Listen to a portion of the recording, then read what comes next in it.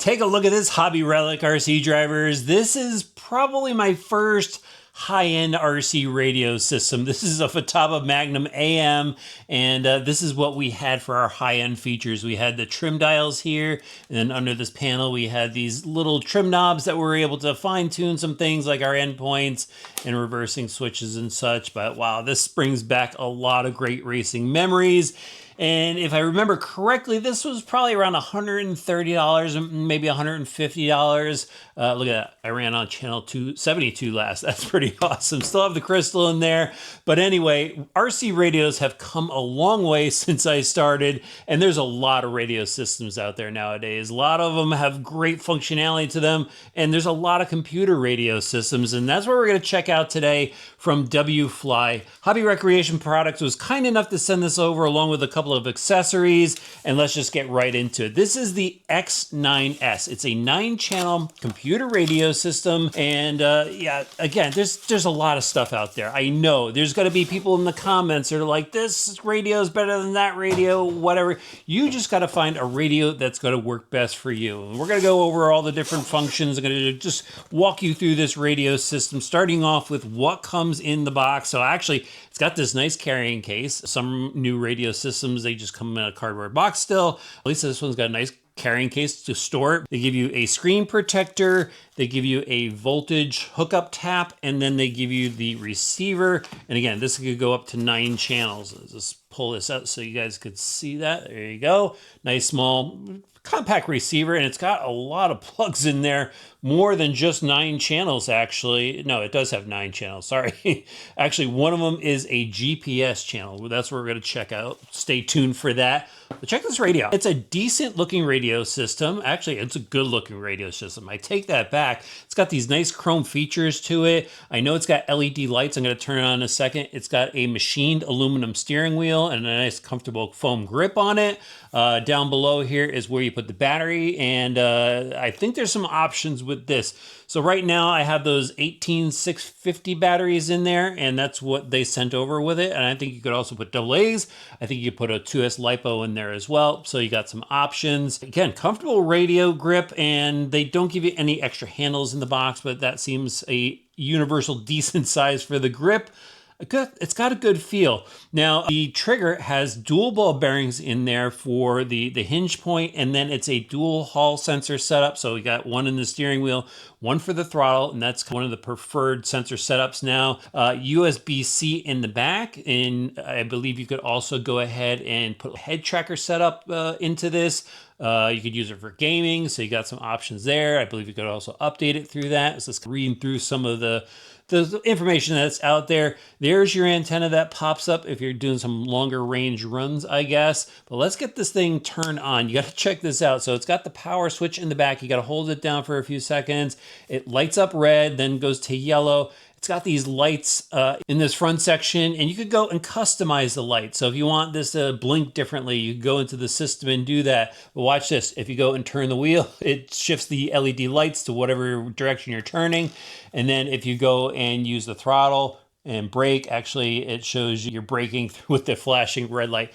Kind of neat. It is, I don't want to miss this. The trigger is slightly adjustable. So if you have a smaller gap span, you could adjust that. Trim dials, like a normal radio on the outside, but the touch screen here, this is what we really have to go through. So here's the main screen when you turn it on. It looks like they've got a lap timer up here, looks like a couple voltage sensors, and then if you have the GPS module, looks like your speed readout's got to be here. And then it just gives you the travel functions, dual rate, steering trims, and then you get into the menus. And it actually has a louder beep to it. You can go change the tones and the vibration that it has when you're going through the trims and such. But let's just go through some of the features here. So we got a base setting. This is all the main stuff that you're going to need. Your trim settings, your endpoints, fail-safe, speed, and I even use the curve sometimes, channel reverse. That's the main one. That's the one you always have to find. Some throttle functionality, and you just have to watch. They've got different screens all over the place, so you can go and really fine tune this to what you need. But ABS, that's kind of cool. Timer setting. I think there's a bunch of different options with this as well. Different model timers. and then into the model itself. So this is 50 model memory. Let's see if we can go all the way down to the bottom. Just like a 40 model memory. 40 model, I was close. Advanced menu. So we've got a number of different mixing features. I think it said up to 9 mixing or 5 mixing options. Sorry, just trying to remember all the stuff I read about it before. But tank mixing uses with boats. And let's go back. Linkage menu. This, I believe, is just setting up your receiver. Servo sweep. And then servo view. So that's going to show you different views of the trim functions. And there's throttle. And even talks to you. That's pretty cool. Didn't notice that before. Back out of this, lock menu, and then into the user menu. So again, you got a number of different things that you could adjust, and even adjust where you want these different things. So if you want to get to the sub trim right away, you could go up top here. Come on. Maximize DL. Hold down on this. I think it's supposed to drop down a menu. There we go. There's a drop down menu. You can move sub trim up to the top. Oh, I actually hit the wrong one. But anyway, you get the idea. Move all these different things around so you can customize the menu. So this is pretty cool what it has to offer. It's got a lot of stuff in it. This is priced at $199.99 from Hobby Recreation Products. But here's some of the other things that I thought you should check out. Again, they offer these things separately. You can get an additional receiver. You can get an additional voltage hookup. But this is the big one, guys. This is the GPS meter, or I guess it's the onboard meter, and this hooks up into the receiver. There it is. I think this is around $25. So this is onboard GPS, and what it's going to do is it's going to relay in real time the speed to your radio system. So with some systems out there, you have to wait and stop and have the speed upload to your phone, let's say. But this one's going to transmit in real time. So I'm just going to go through this in one of my Corrali cars. We're going to check out the speed. We'll check out the feel of the radio system. And I'll give you my final thought of the WFLY X9S. Look at that. Even this little panel down here lights up.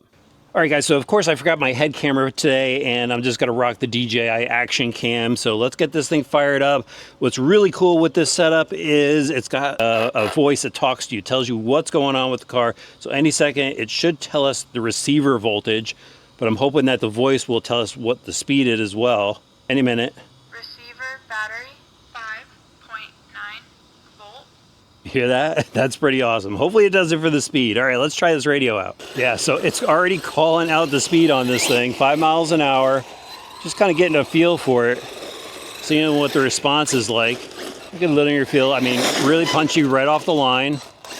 And obviously a lot of this has to do with the steering and the speed controller in here, the servo and speed controller.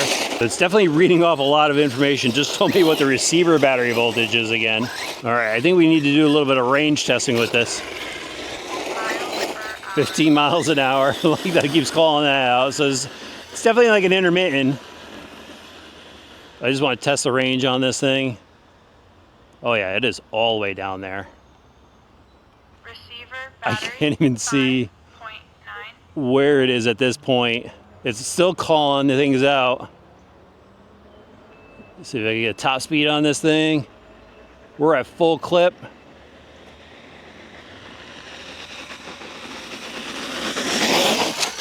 Thing's moving. All right, tell me what it hit. Top 41 miles an hour. So it didn't call it out, but it's telling me what the top speed is here. So that works. That's pretty cool, guys. I think this is supposed to go 40. So it definitely works out. I think the voice command is pretty cool. It might get a little annoying to people around you, but you can turn the volume down on the voice. And I think you could alter what it tells you as far as information goes. But just the feel of this, guys, I mean, it's a pretty good feel to the radio system. No lag. Definitely a cool radio, actually. I forgot to put the antenna up on that long run there. We'll send it down one more time. I mean, I can't see it at the end of that lot. It just looks like a blob right now to me. I know I'm losing my eyesight, but yeah, it's at the end there. Still full control.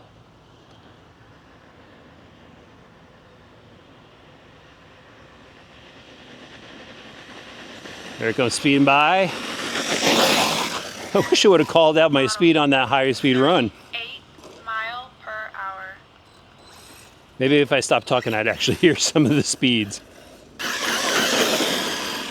And by the sounds of it, there's some woman that sat down somewhere and like just read out all the different speeds. 5.9 volt. I mean, it sounds like a real person is just reading the... I don't know if it's AI that did it or what, but wow. Kind of neat, guys. This is a pretty interesting radio system. Again, lots of different radios out there. This one's got a pretty good feel to it. Definitely has a lot of functions to it. I like this. I like the GPS. That is pretty cool that you can just go plug it right into the receiver. I was able to fit that module into the case that Callouts has on the back of their cars. And just required a little bit of cutting, but I got it in there. But yeah, definitely an interesting radio, guys. Definitely check it out if you're shopping for a new radio. 12 miles per hour. 12 miles an hour. Thanks.